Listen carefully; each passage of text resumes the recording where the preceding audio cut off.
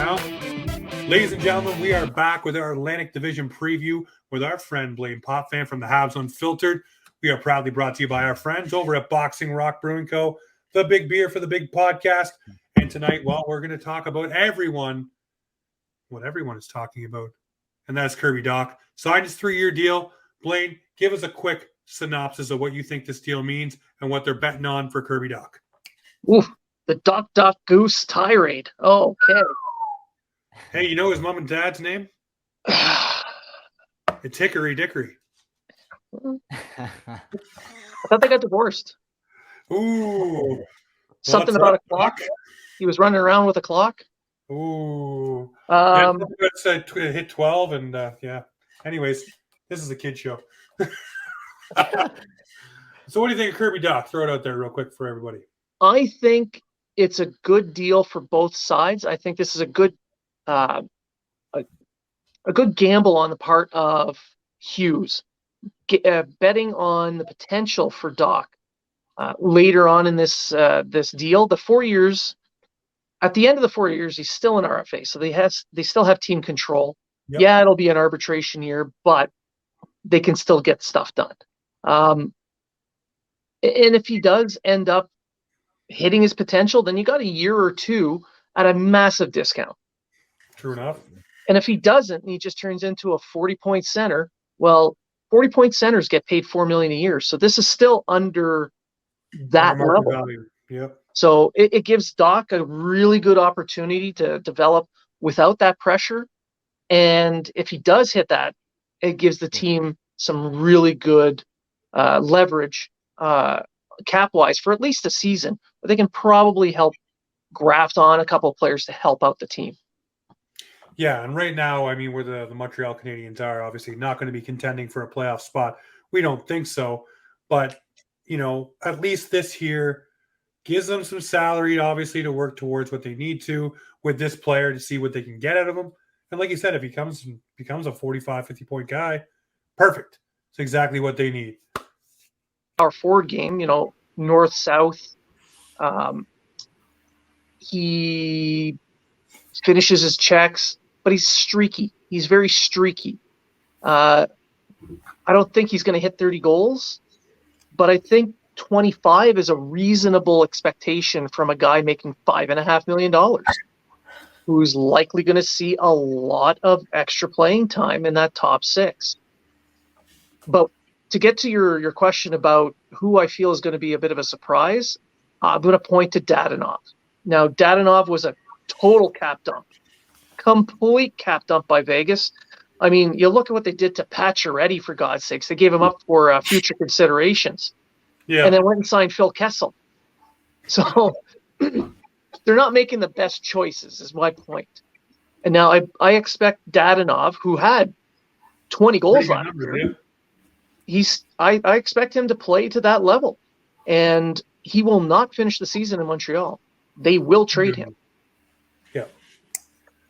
I think the same thing goes for Sean Monahan, to be honest with you. A guy that, you know, we'll talk about him. And just for everybody who didn't catch the previous 5 minutes of this conversation, because StreamYard, for whatever reason, didn't allow this to be recorded, we have rehashed the Kirby Dach stuff. We talked about his deal, where that will be landing, where he might play. So we'll figure that out here in a few moments to get back to that conversation and just rehash. Lovely StreamYard and technology, always fun. But Sean Monahan, to talk about that, ladies and gentlemen. For me, this is a guy right here who's coming in off a couple of bad injuries in the last year of his deal, who will probably want to put up career numbers, a la Nazem Kadri, want to play his bag off because he probably wants to get a bag himself and may play himself into a trade consideration as well come the trade deadline for the Montreal Canadiens. Correct me if I'm wrong, but that seems like maybe what he would want to do. That would be the best case for the Habs. Imagine a Sean Monahan that pots you 29 goals, 30 assists. Just imagine that realm. And then you're not a contending team. What can you ask for at the deadline for a healthy, producing Sean Monahan? I don't think Monahan even needs to reach those levels. I don't think he will either. Let's be honest. He's not quite the skater to begin with, and then he had both hips worked on. But I do feel that he could be a very effective player. He's smart. He knows what he's doing. He knows where to go. So a guy who can score 20 goals, play center, I think that's very reasonable to expect out of him if he's healthy. And if he is, and he plays to that level, I could see another first-round pick being thrown at the Canadiens for Sean Monahan. I don't hate it. I don't hate it. Something that I thought of all along with the Sean Monahan deal. It's just something I think the Habs can bank capital on if they don't push towards the playoffs. Oh, and they won't. They won't. I'm going to be. He's banking on it. He's banking on it. It can't happen. Well, no, they really do need to continue with the rebuild. But I know that everyone's looking at the Canadiens forwards and saying, well, you know, that group looks pretty good. You'd think they'd be a lot better than what people expect. Then you turn around and look at the back end and in net. And while Allen is good, the more he plays, the more shaky he gets. And Samuel Montembeault, I mean, I like the guy, but expecting him to play 35, 40 games, you're risking the biscuit. And the defense is fairly young overall. So there's going to be issues there. There's going to be mistakes made, and goals are going to get scored because of it. So the Canadiens are going to lose a lot of games 6-4, 5-3, but they're going to be exciting to watch. And I do expect them to win about 29, 30 games, which will put them, 22nd overall and down. Yeah. Now it'll keep you in the window for the Bedard sweepstakes, anyways. Not quite out of it, but I'm not expecting them to win another lottery. Now, speaking of back end, I look at it somebody like Caden Gooley, who can definitely steal the show here on the back end. And if he comes up, what do you expect from him during the season, and where do you see him going long term? Well, with Gooley, he's a very interesting player to look at. Like, he's got that pro style game, but I don't see him being as effective, putting up those kinds of numbers that he was putting up with the Oil King. He's a guy that when he does finally settle into an NHL role, it'll probably be a second pairing guy who can really eat up a ton of minutes, who's going to put up maybe 30 points at the high end, but he's a guy that will play on your penalty kill, finish every check, and make people regret going to the net while still being fairly mobile.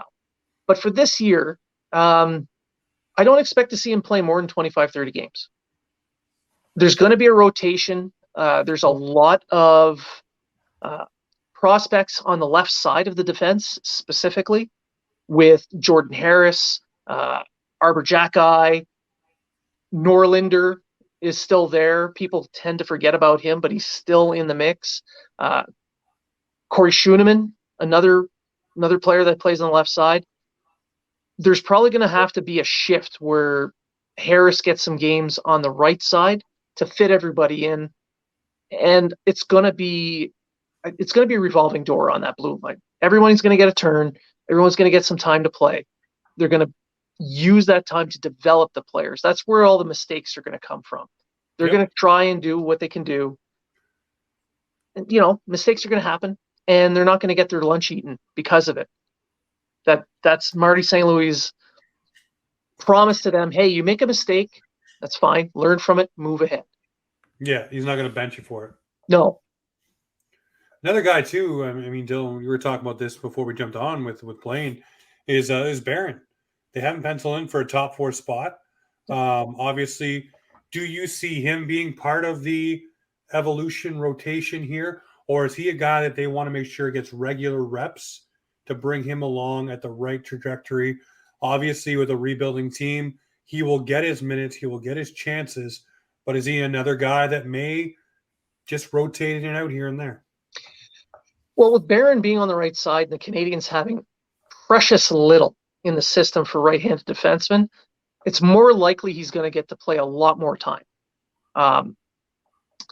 With Savard and Weidman on the right side as well, he's well insulated, but if there's an injury, he's going to be exposed. So I fully expect the Canadiens to try and trade some of the 4,500 forwards they have and bring in a right-handed defenseman if possible.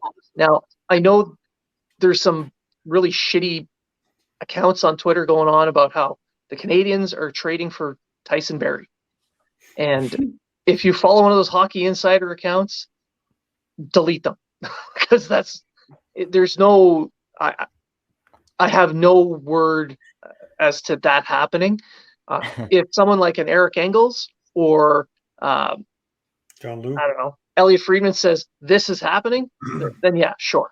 But Hockey Insiders or whatever the frig, no. So, but if the Canadiens do make a move for a right-handed defenseman, that's going to signal that Barron's probably going to be given time to play, but is not expected to play the full season. Yeah, I always wonder about these things because, I mean, when we can talk about it here in Toronto, when a young guy named Luke Shen was in a similar situation, well, he was a highly touted prospect at the point in time when the Leafs were a crap team and they needed somebody to play a role and hope they were going to bring him along. They rushed him. That's what I'm saying about here with Justin Barron. Do you kind of want to kid glove it a little bit here and not rush him and not shell shock the kid, in certain situations? It's different, I guess, when you're insulated with guys like Weidman and the such and Savard. But at the same time, it's not going to be fun to go out there and be a dash for, 6 out of 10 nights, things like that. Not to say that they're going to get bombed, but you know what I mean. It's not going to be a huge confidence builder for a young defenseman, and I know Marty St. Louis is going to let him play, but sometimes it can really, rip the paint off the car before it even gets out the driveway. Well, a lot of times when a goal is given up and you're on the ice and you take that dash, a lot of times you had nothing to do with it. So these guys are pros. They understand that. They'll know that if they had a hand in that goal being given up, then they're going to worry about it. But they're going to go over the video. They're going to take a look at it, learn from the mistakes. And I mean, Barron's a pretty smart player, so I think he'll do fine. But with the Canadiens, since the new regime has taken over, they have placed a massive amount of money into development now, as compared to previous regimes. They still have a lot more to do towards that end, but bringing in Adam Nicholas, bringing in Chris Boucher, bringing in the coaches they brought in the minor leagues and developmental coaches, it's pointing to the fact that the Canadiens are focused on that development, and they're not going to use kid gloves per se, but they're not going to put these guys in untenable situations. They will not be shunned. Yeah. Yeah. That was sad, to be honest with you. They just wanted a name in the lineup, and he was the big shiny new toy. And here you go, kid. See you later. He should have went back down to the minors or whatever they should have done with him. But that's ancient history. But I use that example because we've seen a young defenseman that had promise, basically be the deer in headlights and end up Marinson. being. Yeah. Yeah.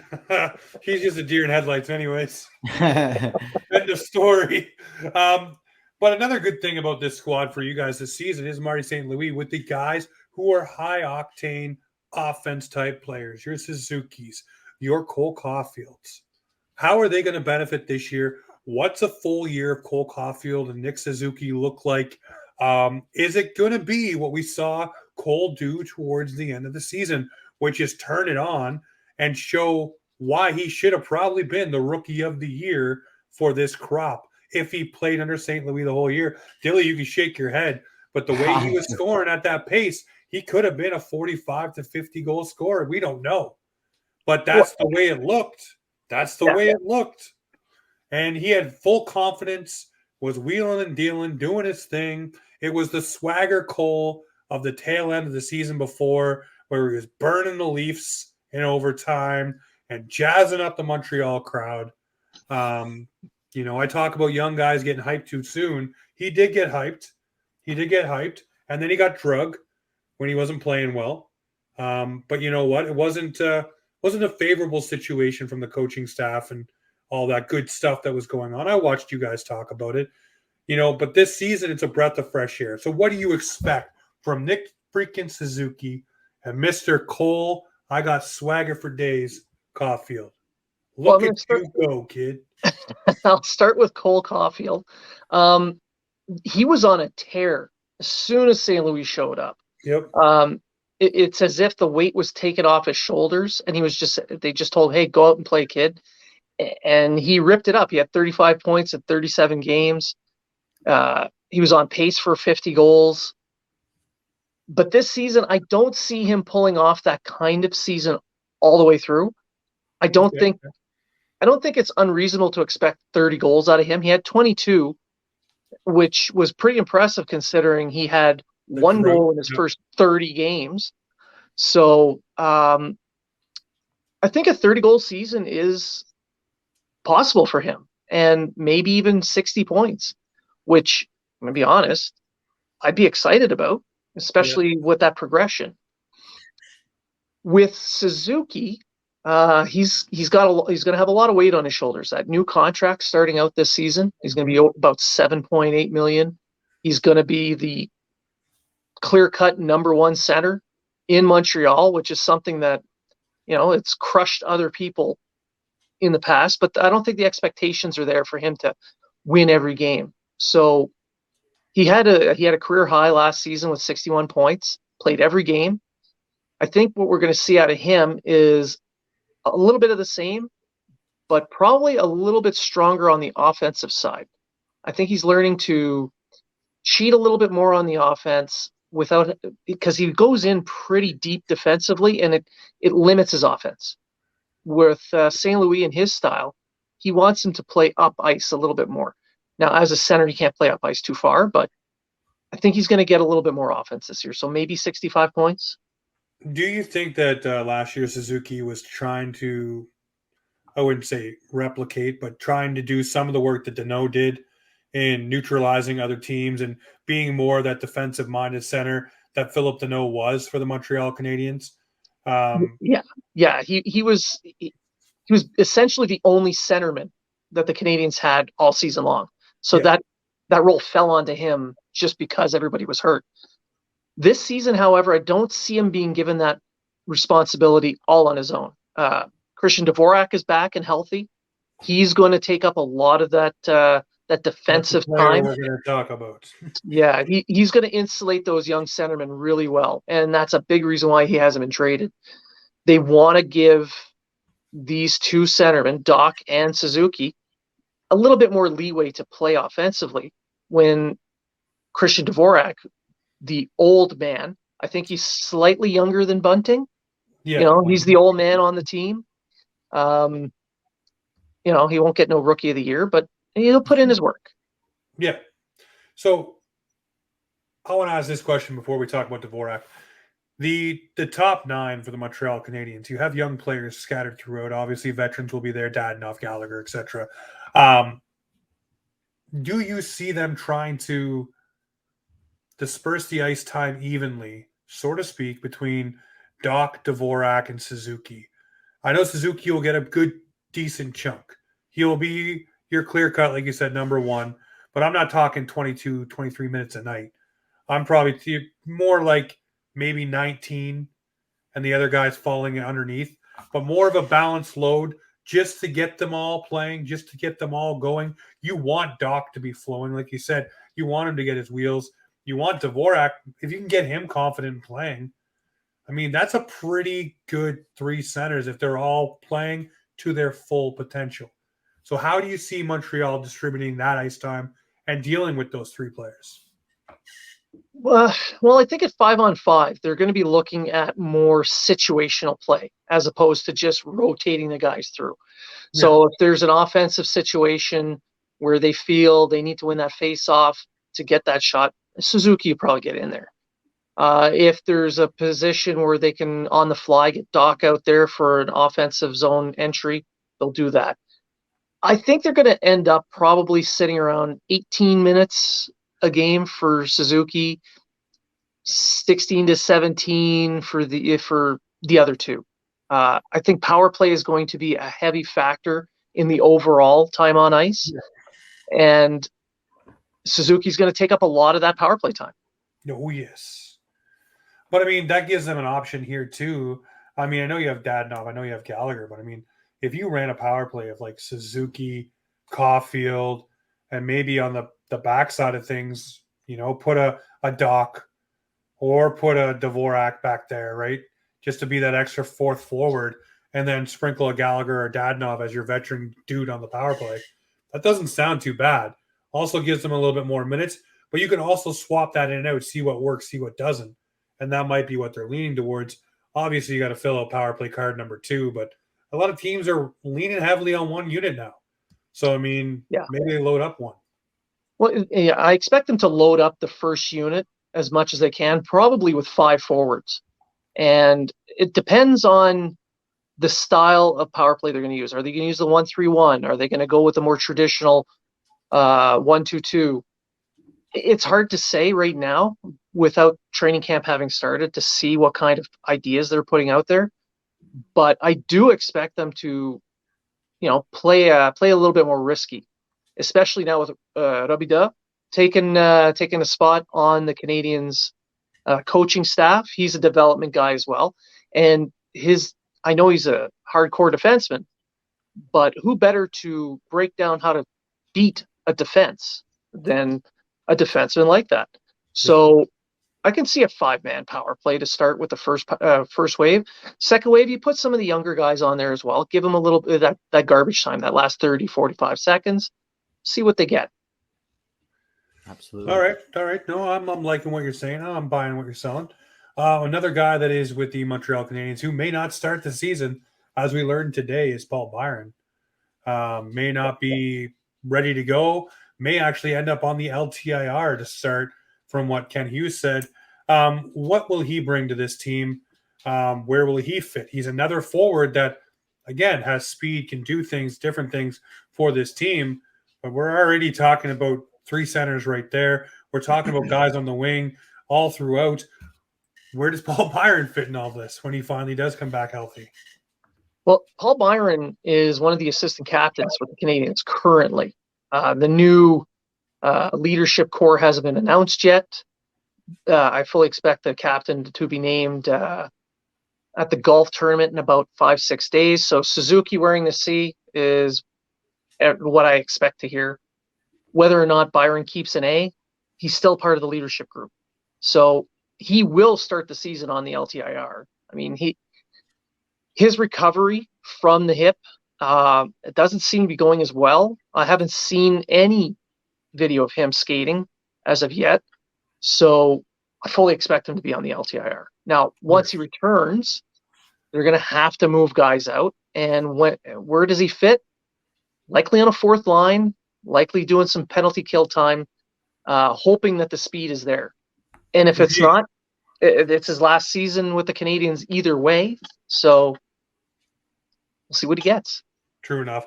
And another guy we didn't even mention, Sean Monahan, may not be ready for opening night as well, but not far off. The first maybe couple of weeks he might miss, but they do expect him to be ready to go. Sooner than later. It's not going to be a long-term injury reserve kind of thing, but another player the Montreal Canadiens are going to look forward to, and fans will look forward to as well with this team. For you, what is a successful season for the Montreal Canadiens this year? What will make it worth the while for fans in your eyes?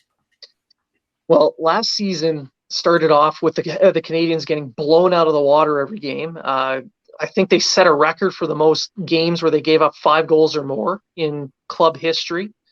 They gave up the most goals they've ever given up in club history. They didn't score that many goals, but under St. Louis, the numbers looked a lot better. They were more 15th to 20th ranking. So if they can stay on that level an entire season, keep the games close, keep them entertaining, that is exactly what the fans need to see, what the team needs to see, especially during this next stage of the rebuild, because they're still going to need a high draft pick, but you don't want the fans to get too riled up, especially in Montreal. Things can get pretty fiery. Pretty testy, pretty quick. Like I said, we saw it last year. Yeah. With a young guy like Cole Caulfield, all the promise in the world, and everybody excited about him, didn't score. And of course, fans were all over him, right? So I don't want to see those things happen. I'm looking forward to seeing what the Montreal Canadiens can produce. Obviously, like I said, I'm for Ottawa, Montreal doing decent enough to make it a good go for the Toronto Maple Leafs. Obviously, you want to see all three of those teams, any Canadian team doing well. I don't want to see Ottawa. The Leafs. No, not Ottawa. Not Ottawa? Ooh, spicy words. Listen, Dilly was ready to jump ship the other night. John Trottier offered him a Stutzla jersey and said, "Oh, I'll give you a Stutzla jersey for free if you become a Sens fan." He said, "Sure, send it over." I bet it just dove out of the way. It just dove out of the way. Yeah. I told him to give me a Germany one, not an. Oh, no. It was you said free Stutzla jersey, and you were all Leafs who? Leafs who? So yeah, no, it's I can't wait to see Montreal this season. It will be fun to poke and jab a little bit, but you want to see growth with those young forwards and everybody take the steps. And hopefully Justin Barron, obviously, we love seeing him with the Halifax Mooseheads. I want to see him do well. Ultimately, for you, last question on the Habs before I flip the script and ask you about the Toronto Maple Leafs. What do you think about the goaltending here? What is the future of the goaltending in Montreal? It is no longer Carey Price's net. It is no longer Carey Price and the Montreal Canadiens. I think that book is closed. That chapter is done. It doesn't look like it's going to be Allen. This may be his last year in Montreal. Samuel Montembeault, maybe. Then you have Caden Primo. Caden Primo is the next one. Is there someone we're not talking about? Where does the goaltending go? Or is it a free agent? Well, in the system, Primo definitely needs a full season in the AHL to work on his game. I mean, he was thrown to the Wolves last season, and it hurt. Yes. Then he had that great playoff run with the Rocket to kind of rehabilitate his game a bit. Well, by a bit, I mean a lot, because he had an over .930 save percentage and dragged the team to the conference final. So a full season in the AHL, and that kid could be ready to try his hand at being a starter in the NHL, but there's no guarantees with him. Joe Vrabek just signed an AHL deal. He was the North Bay goaltender. He's a big kid. He's athletic.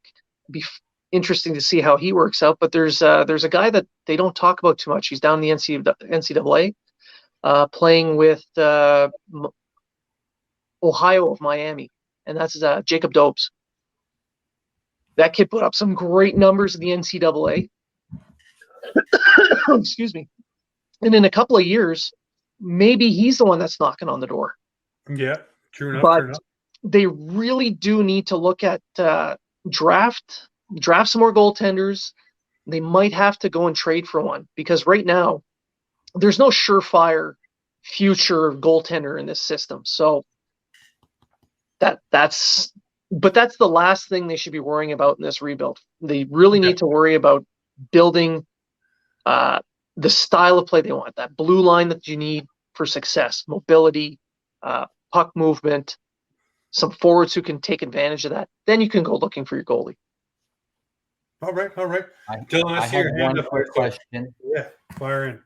We didn't talk about him, and he was your first overall pick.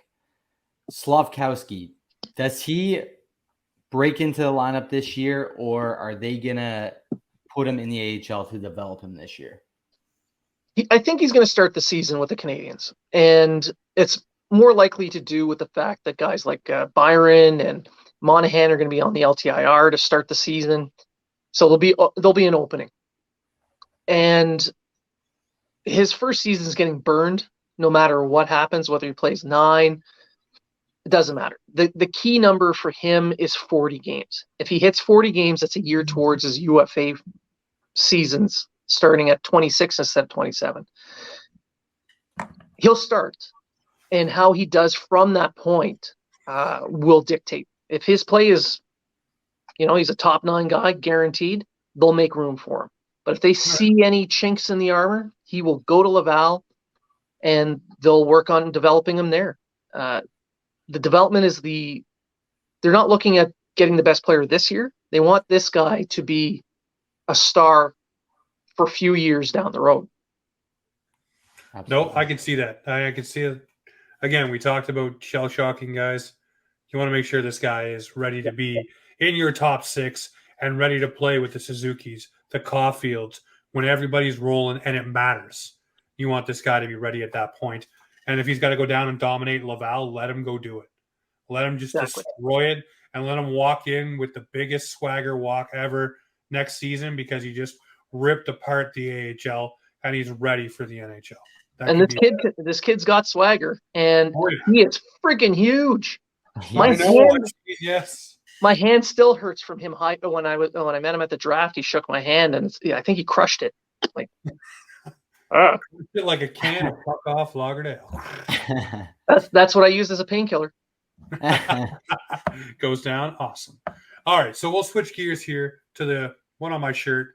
I want to ask you about the Toronto Maple Leafs offseason.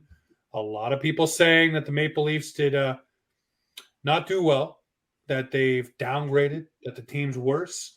I disagree. I think the team is actually better suited, more foot speed, maybe more guys with willingness.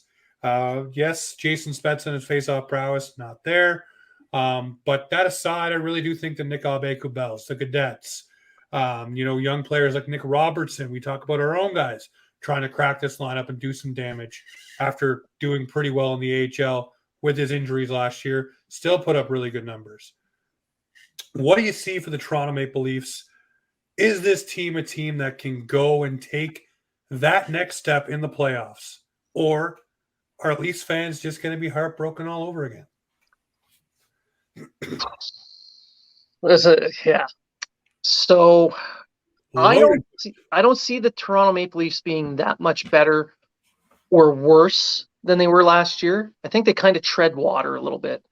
And everything's going to rest on how that bottom 6 does and their goaltending. Those are the big question marks. I mean, their defense is pretty much what it's been for the last 18 months. Yep. TJ Brody being there really helps out, so that's good. A full season of Giordano don't hurt. Yeah. But I don't know if you should be relying too much on a 39-year-old defenseman. So, listen, I'm excited for him. I can't lie. Not that what he is isn't good. I mean, he's good. They just need to don't lean on him so much, especially if you want to have his legs ready and fresh for the playoffs. Because this has been Toronto's thing. They are a regular season powerhouse. They run through everybody, put up 100-point seasons. Matthews is scoring 60 goals, and then the playoffs hit, and then there's no gas in the tank. No. And as much as I love seeing that, the chances that happens again this year are pretty high. And unless people like Matthews stop being so goddamn selfish and start learning to play the right way, helping his teammates, not relying so much on Marner to feed him the puck every single time and build the plays himself. If once he does that, come playoff time, they'll win the series. But unless he figures that out, that'll be tough to do. And see, that is one thing. And Dylan, I've said this. I've said it many, many times. I really think with John Tavares' foot speed going a little bit, still putting up points, almost a point per game guy in the NHL. Not a bad thing to do, by the way, folks. So everybody hating on John Tavares, maybe point breaks. But maybe move Mitch Marner back with John Tavares. Put Willie Nylander up with Austin Matthews, forcing Austin Matthews to drive the play more. To be that guy that you just said, and still having a guy on your wing that can pass and be a trigger man, but you're not relying on the Mitch Marner-esque pass. You're not relying on that vision. And I know it's great to have a Datsuk and Zetterberg, but even those two were broken up in their time in Detroit. So maybe you finally drop Mitch down with JT, elevate Willie. You still have your power play cookies together, but that would be the non-selfish thing to do, is to break them up. And I know they'll pout and be upset, but that right there probably adds more to your lineup than having them as one line. I don't want Leaf fans sending me all the hate mail all at once. I mean, just send some weekly stuff. I don't mind that. But all jokes aside, with Matthews, yeah, he's been.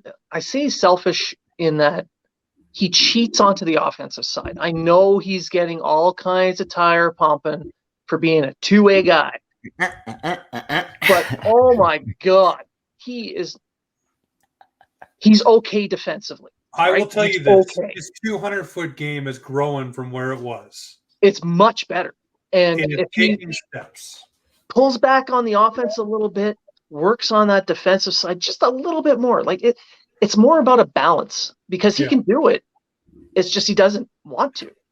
And that's where the selfishness going to have his coming to Getzlav season. Because what happened with Ryan Getzlav was he was a great offensive player, was getting pushed around a little bit, and then he finally started not taking shit from anyone and throwing his body and throwing the fist and just being more of a power forward while putting up the points and being more responsible defensively. But once Getzlav became that Getzlav, that's when the Ducks took their steps and were a pretty gross team, to be honest with you. A team you didn't want to go down to Anaheim and play with Corey Perry and Mr. Ryan Getzlav. So that's what I'm hoping Austin Matthews can grow to. And it took Getzlav some time to grow into that. He had to lose his hair. Matthews is already going that way. So maybe that's the key. A bald Matthews, maybe an angry Matthews. Well, maybe he should shave off that Justin Bieber garbage on his face. That might help a little bit.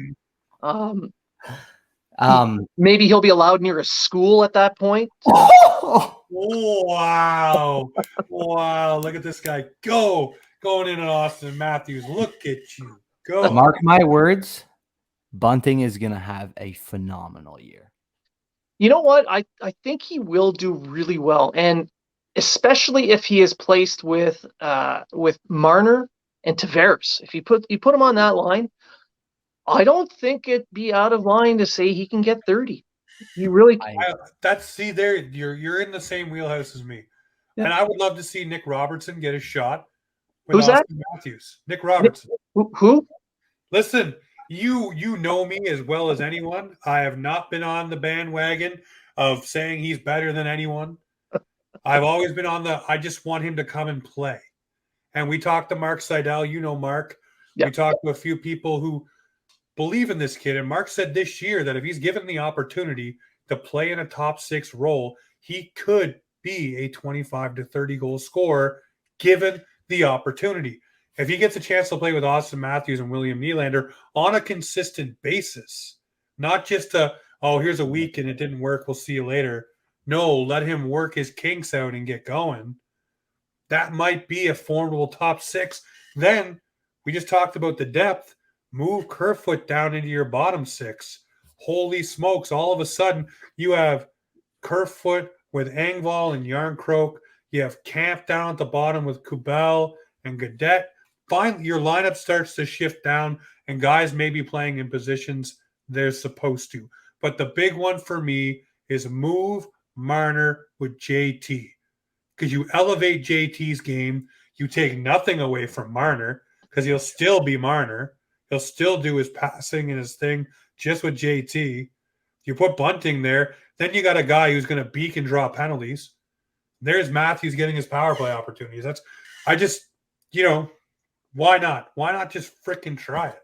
Because you don't want to upset Matthews and Marner? Well, too bad. It's the National Hockey League, not the National Matthews and Marner League. Yeah, and I think if Robertson isn't given his chance this year, he should just be traded somewhere where he's going to get his chance, because now's the time. Yep. Now this is his Liljegren season right here. We said about Liljegren last year. Liljegren needed to take a step and prove that he could be a part of this lineup. He did with Giordano, did not look out of place.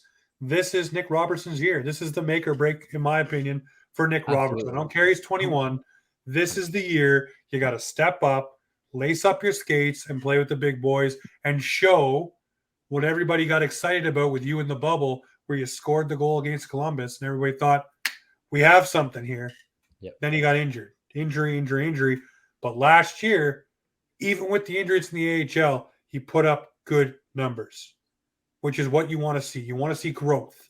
We just talked about Slavkovsky doing the growth down there. This is what he did last year. Now it needs to translate to the NHL. Otherwise, you are just a great AHL player and a fringe NHLer. And he's more than that. He needs that opportunity. He needs But he needs to be top 6. He can't be a bottom 6 guy. No, he's not a grinder. He's not a mucker. He's not a defensive stalwart forward. He's a top 6 get it done guy. And before I take off, if the Leafs can't win a series this year, oh boy, Bay Street's going to burn. Like there's going to be a big shift in that city. And I think I don't live down there. I think Matthews is going to look great down at Phoenix afterwards. Cheers, zingers. All right, we're going to do the wrap right here.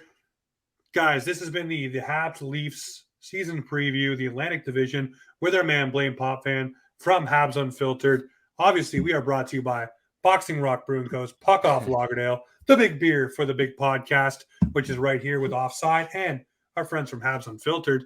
And this is Offside Hockey Talk, where hockey comes to talk.